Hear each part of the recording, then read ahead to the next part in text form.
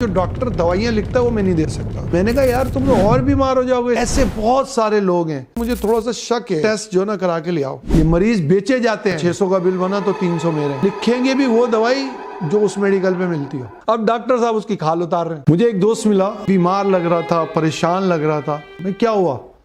उसने कहा यार कुछ दिनों से तबीयत सही नहीं है। मैंने कहा जाओ यार इलाज कराओ अपना डॉक्टर के पास। बोले यार मैं डॉक्टर की फीस तो दे सकता हूँ, लेकिन जो डॉक्टर दवाइयाँ लिखता है वो मैं नहीं दे सकता, तो मैं डॉक्टर के पास ही नहीं जाता। तो मैंने कहा यार तुम तो और बीमार हो जाओगे इस तरीके से। उसने कहा मैं इसकी परवाह नहीं, अब मैं खाऊं, अपने बच्चों को खिलाऊं या मैं डॉक्टर के पास जाऊं। ऐसे बहुत सारे लोग हैं। डॉक्टर की फीस कितनी है?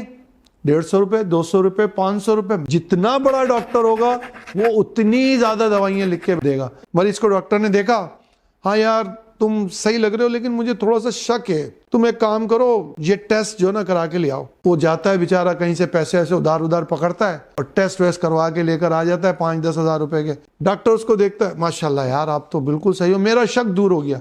अलग है, डॉक्टर को पता था इसको कुछ नहीं है। ये मरीज बेचे जाते हैं लेबोरेटरीज के अंदर कि भाई मेरा एक पेशेंट आएगा, अगर उसका 600 का बिल बना तो 300 मेरे हैं, मरीज बिक गया।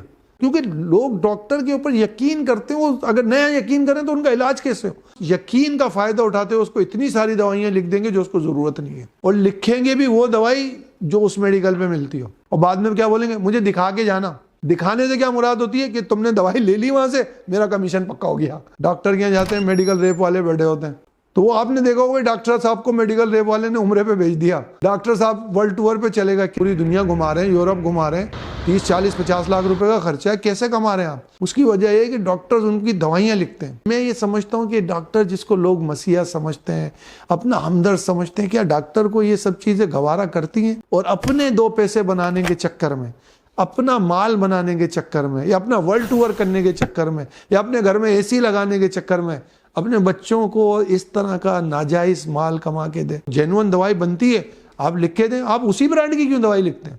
अब उसमें होता क्या है वो मैं आपको बताता हूँ। वो दवाई होती है 20 रुपए की, मार्केटिंग के एक्सपेंस डाल के, डॉक्टर के एक्सपेंस डाल के वो दवाई की कीमत हो गई 80 रुपए। भरी किसने? मरीज। कमा कौन रहा है इसके अंदर?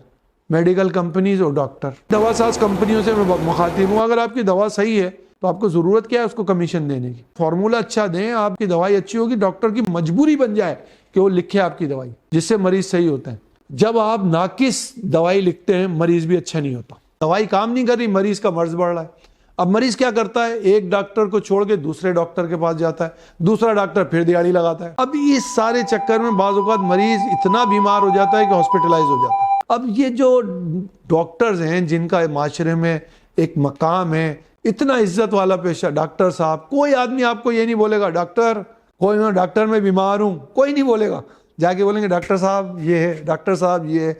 अब डॉक्टर साहब उसकी खाल उतार रहे हैं। इसको सोचें, लोग वैसे गुर्बत से मर रहे हैं, यहाँ तो काम करने का टाइम है कि लोगों का सहारा बने। जरूर टेस्ट जरूर लिखें, ऐसी दवाई लिखें जिससे मरीज फौरन सही हो जाए। डॉक्टर्स को पता होता है कि कौन सी दवाई में मरीज फौरन तौर पे सही हो जाएगा, कौन सा फार्मूला अच्छा है या किस कंपनी की दवाई अच्छी है। अल्लाह रिस्क का मालिक है, वो रिस्क देने वाला है। ये आप नाजायज तरीके से ये डॉक्टरों को कमीशन देके और दवाइयों की कीमतें बढ़ा के ये जो पैसा कमा रहे हैं, ये आपके काम नहीं आने वाला। तो वो काम करें जिससे आपकी भी आखिरत अच्छी हो और लोग आपको दुआएं भी दें।